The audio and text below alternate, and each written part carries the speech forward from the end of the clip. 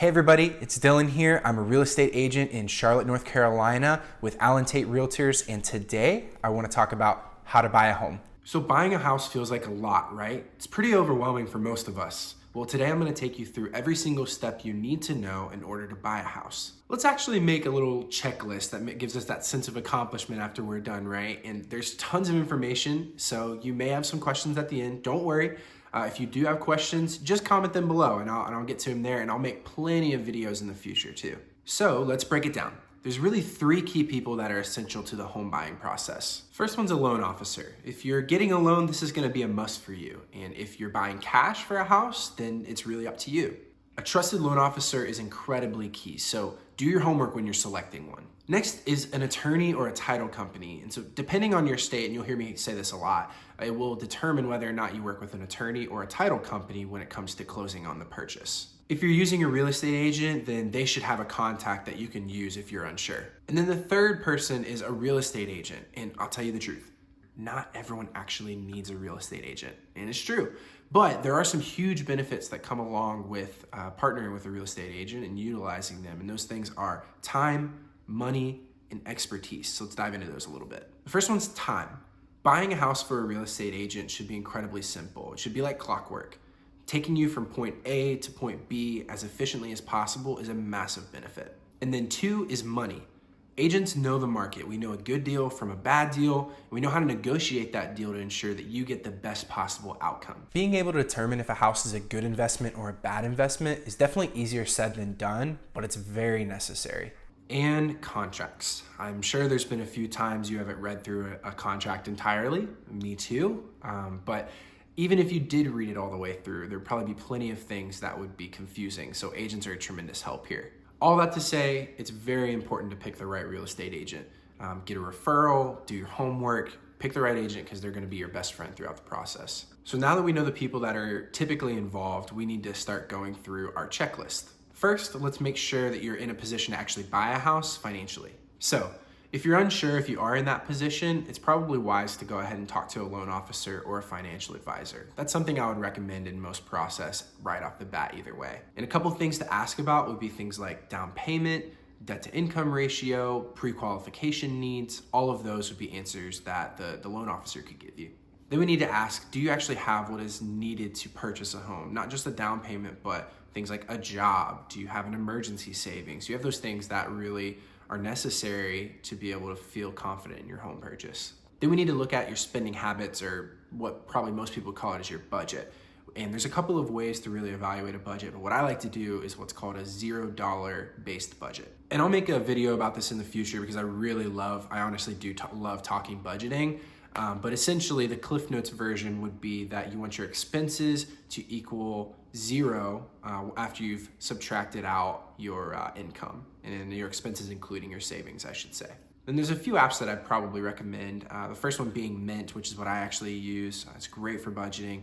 Another one would be YNAB, which is short for You Need a Budget. I have a few friends that use this and they really highly recommend it. And then another one would be called Pocket Guard, which is just kind of a different interface, a little bit different. So get a feel for them and figure out which one works best for you.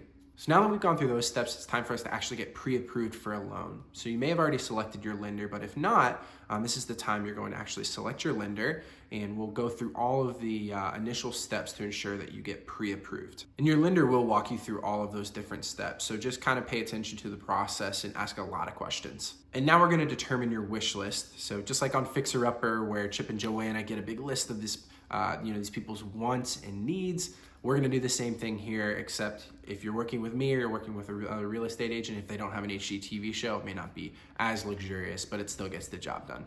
So what I want you to do is write two categories, want and need. Write down how many bedrooms, bathrooms you want and need. Maybe you want a sauna or a helicopter pad, whatever it is, just write it down. And then also keep in mind, if you have a partner, yes, you can have two wish lists, but you have to buy one house. So just please remember that when you're going through the house buying process. Next, we're going to look at your personal house budget. And this is what you're willing to spend in terms of both a monthly mortgage as well as a down payment. First, we need to determine what makes sense for you in terms of a monthly mortgage. And essentially getting that number is looking at your expenses and your income, looking at your savings and figuring out what makes you comfortable to be able to spend monthly. After we get that number, we're going to take that information over to the loan officer. They're going to plug it into their system and figure out what is the total amount of house that you can buy and what does your down payment need to be in order to fit a certain monthly number. And this process can obviously look different for everyone. It's really dependent on your circumstances. So are you getting married? Did you just have children? Are you looking to downsize? Whatever it is, it's going to look different. And then one little side note, and it's probably a bit of my soapbox, but always make sure that you're able to save money. Account for that in your budget, account for that in your expenses. You want to be looking to save money every single month because there's going to be little expenses that are going to pop up, especially now that you're going to be owning a home. Now it's time for some of the fun stuff. We actually get to go look at homes. So if you're working with a real estate agent, this process is pretty simple. You're just going to take your budget, take your wish list, hand it over to your real estate agent, and then they're going to plug that into a system called MLS, and it's going to start sending you emails whenever a house that fits your criteria hits the market. And if you're not working with a real estate agent, I would recommend setting up filters on sites like Zillow or Redfin or Realtor.com so that you can get notifications when a house does hit the market that you're looking for. And something key to remember when looking for houses: be patient, run your numbers on every house, and ask tons of questions to your loan officer and your real estate agent. Make sure that you are informed. So if I've lost you yet, don't worry. The first house that I bought, I felt like I made about 100 mistakes, but just the fact that you're here, you're watching, you're ready to learn means that you're on the right track. So now that we have those things in place, we need to actually put in an offer because you found a house. And this is definitely the most strategic part of the home buying experience. Depending on your area, there's a good chance that you'll be competing for a house. So here's a few things to consider.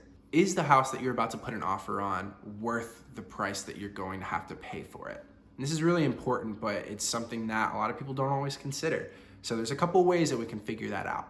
So the first one is if you're working with a real estate agent, they're gonna do what's called a CMA for you. So the CMA will give you a projected sales price of the home that you're looking to buy. It's determined by taking the homes that have recently sold in that area and then comparing those homes to the home that you're looking to buy. And the second thing is if you're not working with a real estate agent, you can essentially come up with the price yourself. Now this can be a little dangerous if you don't have any experience or knowledge in real estate because the real estate market is ever changing. But if you do have some knowledge or you've worked in real estate before and you understand how to do a CMA, then yeah, take a stab at it. I would always recommend getting a second opinion though. Now that you know what the house is actually worth, we have to decide what you're willing to pay. And what you're willing to actually pay for the house doesn't always have to be your max budget. Sometimes it's worth it to pay up for a house. It makes sense financially and it makes sense for your family situation or whatever the situation is for you. Sometimes it makes more sense to take maybe a little bit of a lower priced house because it fits the more ideals of what you want. It's really just whatever you need and then developing that into your strategy. And then you also need to decide what money you're willing to lose. So depending on your state, you'll have a certain amount of deposits that are part of the process, not always required, but typically needed in order to win a house. And so in North Carolina, which is where I'm a real estate agent, I'll tell you specifically a little bit about the process that we have. There are two different types of deposits that are not required, but are typically involved in the acceptance of an offer. First is the due diligence money, and this money is paid as soon as the offer is accepted and the contract has become effective. And this money essentially compensates the seller for taking their house off of the market. It is non-refundable, and so you really have to consider that when determining how much amount of due diligence deposit you want to put in, depending on the risk of the property. If the house is old, there could be some reasons why to pull back that due diligence amount, because potentially you could have a major issue that you don't want to have to deal with and you would want to drop out of the contract. And on the flip side, if you're looking to get a new build or maybe it's a house built within 1 or 2 years, maybe you can put more in to try and secure that offer and secure that home. The second deposit is called the earnest money deposit, and this is typically held by the buyer's agent or the attorney/title company that you're working with. Whoever has a trust account will hold this money. And this money is due at the effective date, similar to the due diligence fee. However, there can be some negotiation that happens between the buyer and seller. It's really dependent on what you guys agree on, but normally it's not more than 5 days after the effective date. And the deposit actually is refundable up to a certain day, and that specified day is called the due diligence period. That period has an end date, which essentially is the day that that earnest money will do what's called hardening and becomes part of the contract. It is no longer refundable. And typically this period is somewhere around 3 to 4 weeks. And really it's important that everyone that's involved in the process both the agents, the loan officer, whoever it is that's involved knows that date, because a lot of things need to happen before that date. The reason that that money is refundable is because it allows you, the buyer, to do what's called your due diligence and ensure that this home is a home that you want to purchase. Things like home inspection, appraisal, all of those types of things we'll talk a little later about. And then similar to the due diligence period, you can adjust this number based off of the risk that's involved with the home. But I'll tell you, normally the earnest money is a little bit larger than a due diligence, but really it is up to you. And then from there, we now have all of those things taken care of. You are ready to submit your offer. And I'll remind you, if you're not working with a real estate agent, this can be a little tricky. There's a lot of legalities that need to be involved. So I'll probably put in the description or maybe on the screen, I don't know, a list of things that you have to have involved in the contract to ensure that it would be legal and binding. And then if you're using a real estate agent, obviously they'll take care of this for you. They'll have the proper forms. It's determined by taking the homes that have recently sold in that area and then comparing those homes to the home that you're looking to buy. Fireworks, your normal celebrations. But since your offer was accepted, it is also go time. So let's knock these things out really quick and then we can pop some more champagne. So we need to go ahead and get your financing straight, and this is a pretty simple one. Just ask your loan officer what you need to do and they will walk you through step by step to ensure that you've got everything you need. But remember, you should always be asking questions. Make sure that you know the steps in the process. Make sure you understand what you're signing or what you're agreeing to. It's very important. Also, keep in mind you should be discussing your closing date with your loan officer. One of the first things that you should be talking with them about, but just as a reminder. Now we're gonna order an appraisal, and the appraisal is essentially where a licensed appraiser will come out to the property and they will evaluate everything, the square footage, how many bedrooms, how many bathrooms, and all those types of things. And they'll determine what the value of the home is for the bank. So if you're using a loan, then the lender will actually require this. And if the appraisal actually comes in lower than the projected sales amount, the lender is only going to loan you up to the amount that the appraisal determined the value of the house was at. So if this happens, try and renegotiate with the seller. And a lot of times they will do that. However, if they decide that they don't want to, which also happens too, they can keep both your earnest and your due diligence money if it's past the due diligence date, and they don't have to renegotiate with you. And if you can't come up with that extra money, then you're just gonna be out of the house and out of both of those deposits. And this is really huge. You never wanna be in a position where, because the appraisal comes in lower, that you're having to pay 10 grand out of pocket. So always be thinking about this when you're submitting your offer, you're negotiating, and you're strategizing. And if you're paying in cash, you don't actually have to get an appraisal. However, I would always recommend it, especially if you're planning on reselling the home at some point. You never want to overpay for something because you didn't realize you're even overpaying for it. It's always smart to get an appraisal so you know the actual value of the home. Then we have the home inspection, and here's a big one. This is very highly recommended. The home inspection is where a home inspector will actually walk through the house and they'll determine everything that is broken, damaged, and needs to be repaired. Don't freak out if your home inspection is incredibly long. That's very normal, but there are a few things that you need to be looking out for. Things like cracking the foundation, mold in the crawl space, or maybe you have a collection of things like an HVAC needs to be replaced, a piece of the roof needs to be replaced, termite damage. Just be cautious, be careful when looking at your home inspection report. It's going to be long, but be looking for the things that are typical reasons to actually drop out of a home. The bottom line is essentially you don't want to spend thousands of dollars on a house that you just spent thousands of dollars to actually get if it's not in the plan. If you know you're going to do that, if you know that you want to fix it up, then that's totally understandable. But if you're not planning on that, don't just think you can come up with $5,000. Once you get your home inspection, you're going to want to review it very quickly. You're going to want to send an official repair request list back to the seller or monetary compensation for the repairs. Please, please, please make sure you give enough time to do this before the due diligence period ends. Because if the due diligence period ends, your repairs have not been approved, then you are past the period where the earnest money can actually be refundable to you. So it's always important to get all this done with plenty of time before due diligence period ends. So those were a few of the bigger pieces, and now we just move on to dotting a few T's, crossing a few I's,